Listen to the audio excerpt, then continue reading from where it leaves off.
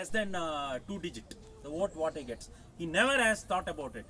ಆಮೇಲೆ SC/ST ಅಂತ ಹೇಳ್ತಾರೆ, ಅದ್ರ SC/STಗಳ ಭದ್ರತೆ ಬಗ್ಗೆ ಮಾತಾಡ್ತೀವಿ ನಾವು. ಎಷ್ಟು ಜನ ಗೊತ್ತಿದೆ ಅಂಬೇಡ್ಕರ್ ಹುಟ್ಟಿದ ಜಾಗ ಯಾವುದು, ಅಂಬೇಡ್ಕರ್ ನಿರ್ವಾಣ ಆದ ಜಾಗ ಯಾವುದು ಅನ್ನೋದು? ಪಂಚತೀರ್ಥ ಕ್ಷೇತ್ರ ಅಂತ ಮೋದಿ ಅಂಬೇಡ್ಕರ್ ಪ್ರಮುಖವಾಗಿ 5 ಜಾಗದಲ್ಲಿ ಏನು ಕೆಲಸ ಮಾಡಿದಾರೋ ಅದನ್ನು ಪಂಚತೀರ್ಥ ಕ್ಷೇತ್ರವಾಗಿ ಕನ್ವರ್ಟ್ ಮಾಡಿದ್ದಾರೆ. ಇದನ್ನ ಹೇಳಬೇಕು. ಅವರು ಹುಟ್ಟಿದ ಜಾಗ ಮೋವಾ ಆಗಿರ್ಬೋದು, ಅಥವಾ ನಿರ್ವಾಣ ಆದಂಥ ಜಾಗ ಆಗಿರ್ಬೋದು, ಅಲ್ಲ ನಾಗ್ಪುರದಲ್ಲಿ ಅವ್ರು ದೀಕ್ಷೆ ತಗೊಂಡ ಜಾಗ ಆಗಿರ್ಬೋದು, ಇಂಗ್ಲೆಂಡ್ನಲ್ಲಿ ಅವ್ರು ಓದಿದ ಜಾಗ ಆಗಿರ್ಬೋದು, ಅಥವಾ ಅವರ ಸ್ಮೃತಿ ಸ್ಥಳ ಏನು ಮುಂಬೈಯಲ್ಲಿ ಇದೆಯೋ, ಇದು 5 ಕ್ಷೇತ್ರವನ್ನ ಡೆವಲಪ್ ಮಾಡಿದ್ದಾರೆ, ತೀರ್ಥ ಕ್ಷೇತ್ರವಾಗಿ ಡೆವಲಪ್ ಮಾಡಿದ್ದಾರೆ. Who has thought about it? ಆಮೇಲೆ ಹಿಂದೆ SC/ST ಯಾರು ವಿದ್ಯಾರ್ಥಿಗಳು ವಿದೇಶಕ್ಕೆ ಹೋಗಿ ಓದ್ತೀನಿ ಅಂತ ಹೇಳಿದ್ರೆ ಅವರಿಗೆ ಅನುದಾನ ಕೊಡ್ತಾ ಇದ್ರು. ಬಟ್ 60% ಕೊಡ್ತಾ ಇದ್ರು. ಅಂದ್ರೆ 4 ಲಕ್ಷ ಖರ್ಚು, 10 ಲಕ್ಷ ಖರ್ಚಾದ್ರೆ 4 ಲಕ್ಷ ನೀನು ಹಾಕ್ಬೇಕಿತ್ತು, 6 ಲಕ್ಷ ಗೌರ್ಮೆಂಟ್ ಕೊಡ್ತಾ ಇತ್ತು. ಮೋದಿ ಏನ್ ಮಾಡಿದ್ರು? 100% ಮಾಡಿದ್ರು ಅದನ್ನು. ಇದು ಅಂದ್ರೆ ಸಮಾಜದಲ್ಲಿರೋ ಕೊನೆ ವ್ಯಕ್ತಿನೂ ನೋಡಿದ್ರು. ಯಾರು ಜನರಲ್ ಕ್ಯಾಟಗರಿಯಲ್ಲಿ ರಿಸರ್ವೇಶನ್ ಬೇಕು ಅನ್ನೋರಿಗೆ 10% ಕೊಟ್ಟರು. 10% ಕೊಡುವಾಗ ಬೇರೆಯವ್ರದ್ದು ಕಿತ್ಕೊಂಡಿಲ್ಲ ಅವರು. ಈ increase the number of seat.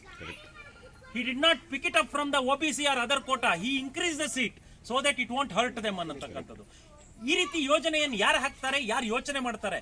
When Modi became Prime Minister, he was ready with the blueprint for 5 years. Let me tell you that.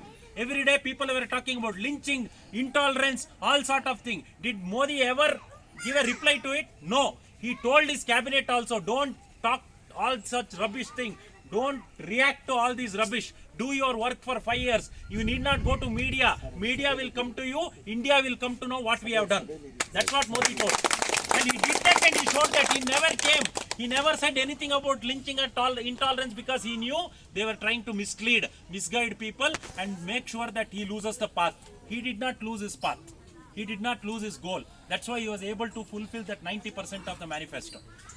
And he's going to do the same. He is ready with the blueprint for the next 5 years. He is ready with it. Only thing is, he has to occupy that chair once again. He'll start doing his work from the day one. That is going to happen. You cannot come across any leader of this caliber in the world today. ಪ್ರಪಂಚದ ಒಂದು ಶತಮಾನದಲ್ಲಿ ಇಂಥ ಒಬ್ಬ ರಾಜಕೀಯ ನಾಯಕ ಅಥವಾ ಮುತ್ಸದ್ದಿ ನಾಯಕ ಅಂತ ಹೇಳಿದ್ರೆ ತಪ್ಪಾಗುತ್ತೆ. ರಾಜ ಋಷಿ ಅಂತ ಹೇಳಬೇಕು ಅವರನ್ನ, ಅಲ್ವಾ? ನಾನು ಮೊನ್ನೆ ಯಾರೊಬ್ಬ ನಮ್ಮ ಬಹಳ ಪ್ರಮುಖರಾದಂಥ ಒಬ್ಬರು ಲಿಂಗಾಯತರ ಸ್ವಾಮೀಜಿ ನಮ್ಮ ಮನೆ ಹತ್ರ ಇದ್ದಾರೆ, ವೆರಿ ವೆಲ್ ನೋನ್ ಪರ್ಸನ್. ಅವ್ರಿಗೊಂದು ಮೆಸೇಜ್ ಹಾಕಿದೆ ಈ ಶಕ್ತಿ ಮಿಷನ್ ಬಗ್ಗೆ. ಅವಾಗ Modi is not a individual, Modi is a mission ಅಂತ ನನಗೆ ಮೆಸೇಜ್ ಕಳಿಸಿದ್ರು. ಸ್ವಾಮೀಜಿ ಕಳಿಸುವಂಥ ಮೆಸೇಜ್. ಯಾರು